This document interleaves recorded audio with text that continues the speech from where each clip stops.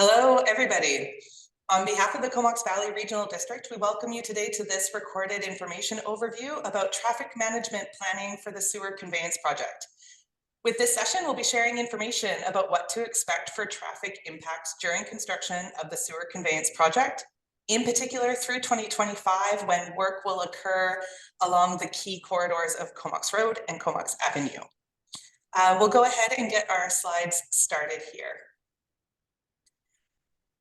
My name is Colleen Dane, and I'm here today to help facilitate with our session. Before we move forward, we definitely want to pause and acknowledge that we are delivering this webinar on the traditional and unceded territory of the Comox First Nation, and we're thankful to be here today on their land. Our goals with this webinar session today is to share information about what to expect coming up in 2025 during the construction period on Comox Avenue and Comox Road for the Sewer Conveyance Project. And we also want to be able to give you information about how you can provide input and feedback on this plan as we work towards finalizing it in the coming months. Our main presenter today is Charlie Gore. He's the manager of capital projects for the CVRD, and he'll be leading us through the bulk of the content today. So with that, Charlie, I will hand the mic over to you to walk through the details. Yeah, thanks, Colleen. As Colleen mentioned, my name is Charlie, and I'm the project manager on this project. And for those of you who are just getting to introduced to the project for the first time today, I think it's important to understand the history and the rationale for the project. So in order to address a serious environmental risk posed by an exposed aging force main along Balmoral Beach and pump stations in the valley that have reached their capacity, the CVRD launched a liquid waste management plan for the Comox Valley Sewer Service in 2018. The LWMP process was a multi-year planning effort that involved a lot of public engagement and resulted in a plan to build a new Courtney pump station, retrofit 2 other pump stations, and build 8 kilometers of new force main for all the way from Courtney pump station through IR1 and the town of Comox, all the way out to the treatment plant at Brent Road. The Sewer Conveyance Project is a significant infrastructure project and will impact key corridors in the valley during construction. It includes construction at 3 pump stations and the installation of more than 9 kilometers of new large diameter HDPE pipe through multiple jurisdictions with multiple contractors and different challenges at each stretch. Today, we're here to update everyone on the plans for traffic management in 2025, but knowing that there are likely some watching today who are new to this topic, I wanted to start by checking in about our construction plans for this year, 2024. So some of the construction work is actually already underway for the Sewer Conveyance Project, and construction is going really well. There are 4 zones of work that will see construction throughout this year. First, Zone 1 is the new Courtney pump station. The site prep work here is already underway, and active construction will be beginning this month in June. This work is primarily off the roadway and has limited traffic disruption expected. Temporary traffic lights, a pedestrian crossing, and safety signage will be installed to ensure safe access for workers and vehicles onto the construction site. This work will continue from now until the end of 2025, when the new pump station is scheduled to be complete. Also underway is construction in Zone 2, which includes work on Beaufort Avenue, up Stewart Street, east on Balmoral Avenue to the Torrance Road, Lazo Road intersection. This work requires rolling road closures, which are currently happening near the corner of Stewart and Balmoral. Single-lane alternating traffic is in place when closures aren't necessary. BC Transit routes have been revised in the area, and pedestrian access to businesses is and will be maintained. People directly affected are being notified 2 to 4 weeks before closures come into their area. The areas on either side of Zone 2 will also see construction starting this summer. Zone 3 includes pipe installation within the town of Comox, starting back at Jane Place and moving westward along Beaufort Avenue all the way to Rodello Street. Work is expected to run from August to December 2024. Again, there'll be rolling 1 to 2 block closures and pedestrian access to businesses and residents will be maintained. And particularly important for this area, vehicle access to the boat launch and marina will be maintained from May to October. Zone 4 will be completed in parallel with Zone 3, starting a little earlier in July and also running to December 2024. This work will start on the eastern end of the project on Brent Road near the treatment plant and head westwards back towards Lazo Road and Torrance Road. As with the other zones, this will require 1 to 2 block rolling closures with detour routes well defined to ensure access is maintained for everybody. As per other work zones, people directly affected are being notified individually 2 to 4 weeks before closures come into their area. So that brings us to 2025, which includes construction on Comox Avenue and Comox Road. It's clear that any significant construction work along Comox Road and Comox Avenue is going to be very disruptive to the Comox Valley traffic, as the road is not wide enough for construction and 2 lanes of traffic, and that thorough advanced planning would be required. In February 2023, the Sewage Commission approved the traffic management strategy for one-way westbound traffic on Comox Road and Comox Avenue. In early 2024, a multi-jurisdictional workshop was held from which the following goals of the traffic management plan were identified and approved. The CVRD identified as its primary goals to ensure safe road conditions on all routes during construction, maintaining the flow of traffic along the official detour route, ensuring connectivity between Comox First Nation and the broader road network, and proactively adjusting the road network based on anticipated changes. You'll notice that, for example, that we're not focusing on the direct route to provide the most direct route, as these goals help to inform the preferred approach. We also worked with Comox First Nation, whose residents, members, and staff will be impacted perhaps more than anybody. They had some clear priorities that they wanted to address in the planning, including proactively addressing safety concerns along Back Road, ensuring access for elders to health services within IR1, creating safe option for Bayside Road residents making a left turn during construction, and guaranteeing 2-way access to the administration office for cyclists and pedestrians. So a high-level overview of the plan is depicted here. You can see in yellow, westbound vehicle traffic only on Comox Avenue and Comox Road, with all eastbound traffic heading along the official detour route, which follows the North Island Highway, Ryan Road, Lerwick Road, Guthrie Road to Anderton Road.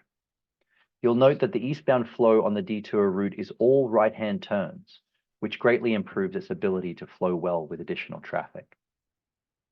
Detour routing on Back Road will be discouraged to prevent the overuse of this road to ensure that the project does not impact safety along this corridor.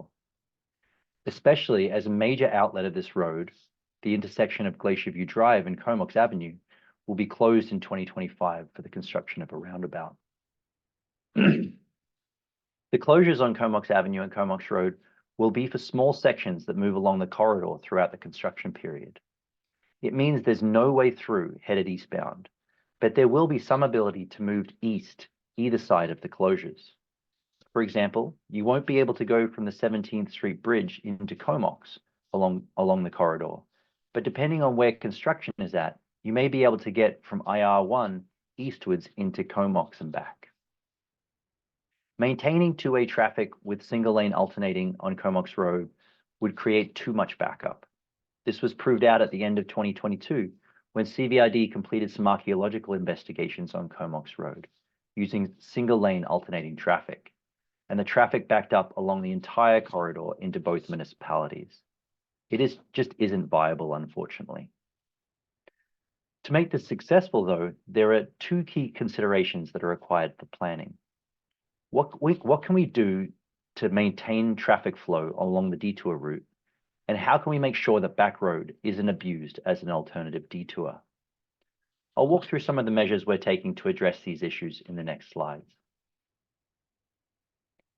In order to make the one-way traffic route successful, proactive measures are being implemented to maintain flow along the detour route, which will be the primary entrance route into Comox throughout 2025.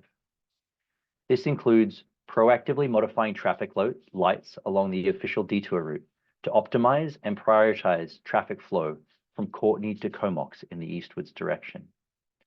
High priority traffic lights can be seen here on the plan in red, which include the 17th Street and Comox Road intersection, both Ryan Road intersections outside Superstore, as well as Aspen Road and Guthrie, Anderton Road and Guthrie Road, and Anderton Road and Comox Avenue. Adding signage along travel routes warning about directions and closures is a key part of the plan as well. You can see that significant signage will be installed at the 17th Street Bridge to ensure that everyone is well informed about the changes ahead. In addition to this, blocking the eastbound traffic on Comox Road at the 17th Street Bridge intersection to ensure that traffic keeps flowing on Comox Road heading west and the official detour route is important. The other key priority is protecting Back Road and Glacier View Drive during the project. The road doesn't have the capacity to accommodate significant increases in traffic load. So to prevent additional people from using it as a detour, we'll be closing Glacier View Drive and Aiken Street at Comox Avenue. This is required for the construction of the roundabout. We're going to use signage to inform all that Back Road, Glacier View Drive is for local traffic only and that there is a road closure. We're going to be installing a speed reader on Back Road at the entrance to Comox IR1. And we're going to be continuing to monitor speed and traffic volumes along this corridor. If it is found that traffic monitoring along Back Road, that there is significant amount of additional people using the corridor, CVRD may implement additional measures, including the closure of intersections Strathcona Crescent and Corker Avenue at Back Road, turning the eastern portion of the corridor into a dead end, or closing Back Road at Morrison Road, splitting the east and west halves of Back Road. Neither of these additional measures are part of the initial plan because they negatively impact two of the primary goals of the traffic management plan: to maintain flow on the detour routes and to maintain connectivity for Comox First Nation within their community. These measures would push more volume onto the detour route, making it more congested, and would restrict traffic movement for people who live along the corridor, those that are using it responsibly, as well as to disrupt the bus route. However, if safety issues are emerging by people not respecting traffic signage, they may be necessary. And finally, what will it look like as you move westward along Comox Avenue and Comox Road?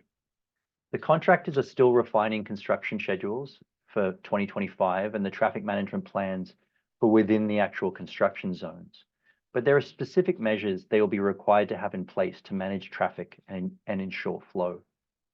These include that public safety in the construction zone must be maintained for all people at all times, that emergency vehicle access is to be maintained at all times in both directions, that an eastbound bicycle lane is to be maintained in addition to the westbound vehicle lane, and that during the majority of the roundabout construction at Glacier View Drive, an eastbound vehicle lane will be maintained such that the residents on the eastern end of the corridor will still be able to travel to the town of Comox and back without having to go the long way round through Courtenay.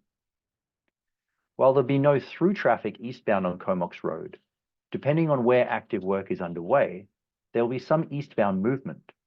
Wherever possible, we'll have east and westbound lanes open to enable this movement. The next few slides show some scenarios that are expected in 2025 to show how the traffic within the corridor will change throughout the year. You can see here that when there is construction on Comox Road between the Courtenay Pump Station and Farmview Road, and also construction on Comox Avenue between Rodello and Alpine Streets, those living in the corridor will still be able to travel in both directions between Farmview Road and Aiken Street, allowing the ability to go back and forth to the town of Comox without heading through Courtenay. However, when construction on Comox Avenue moves further west between Bayside Road and Aiken Street, and work commences in IR1, there'll be very limited eastbound movement permitted in the corridor. One silver lining in this scenario, however, is that farmers will be able to drive back and forth within their community, as can folks within IR1 with the ability to drive from Bayside Road to the band office and back. And then later in the year, other iterations will be experienced when work is completed on the east and west ends of the corridor, but continues in the middle of it within IR1. There will still be no eastbound thoroughfare through the corridor, but the residents of Area B on the west side of IR1 will be able to travel back and forth to Courtney, and the residents of Bayside Road and Comox Hill will be able to travel back and forth to the town of Comox. We're still too far out from construction to know the dates and specific combinations of construction areas, but these will be well communicated out to the public in the fall and will continue to be updated throughout 2025. All residents of the corridor will be kept well informed with individual notifications 2 to 4 weeks prior to any changes, and we encourage everyone to stay up to date through the project website. And remember, cyclists will be able to travel in both directions along the corridor throughout the whole year. This is a great time to consider active transportation, maybe even try out the BCAA's Evolve Bike Share program that was recently introduced in Courtney and Comox. I now hand you back over to Colleen to wrap up the presentation. Great. Thank you, Charlie, for that overview and the additional information. There's certainly a lot of work and planning that's already been completed, and we know that there is much more to come. For those listening to this presentation today, we really want to emphasize a couple of things. The first is that we want to hear from you about your thoughts and input on this proposed plan and about the details. Are there things that we should know and be considering as we move forward towards finalizing the plan for 2025? And also, we want you to know that it's a priority for the CVRD to make sure that you're informed about the work to come so that everybody can be prepared for the disruptions that will inevitably be a part of this project. So there's lots of ways to be able to provide your feedback and your comment and to learn more. The primary source that we are wanting people to be aware of is the engagecomoxvalley.ca webpage. The Sewer Conveyance Project is at /conveyance project. It's a great place to be able to post questions for the project team, share your comments. You can also review project information and subscribe with your email to get the latest updates and be notified when new information is posted to the page. If you have questions, we invite you to reach out. There's an email address and phone number here as well to be able to find us. And then finally, we will be posting along the way on social media. So if you are on Facebook or Instagram or X, please search up the Comox Valley Regional District at Comox Valley RD and follow along for kind of the most up-to-date information as it's available. We want to thank everyone who has taken the time to review and hear this presentation. We hope you will share it with others who are interested. We are hosting 2 open houses covering kind of the same information and inviting feedback as well at the CVRD's Civic Room on Harmston Avenue in Courtney. The first is on June 18th in the evening from 5 to 7 p.m. The next one is on Wednesday, June 19th in the afternoon from noon to 2 p.m. And we invite you to drop in and chat with the members of the project team at that time. And there's more information about those and details at the engagecomoxvalley.ca webpage. So with that, we thank you very much for giving us your time to hear this update. We look forward to being in touch as well as we move forward. And we wish you a very good rest of your day. Thank you. Thank you, Charlie.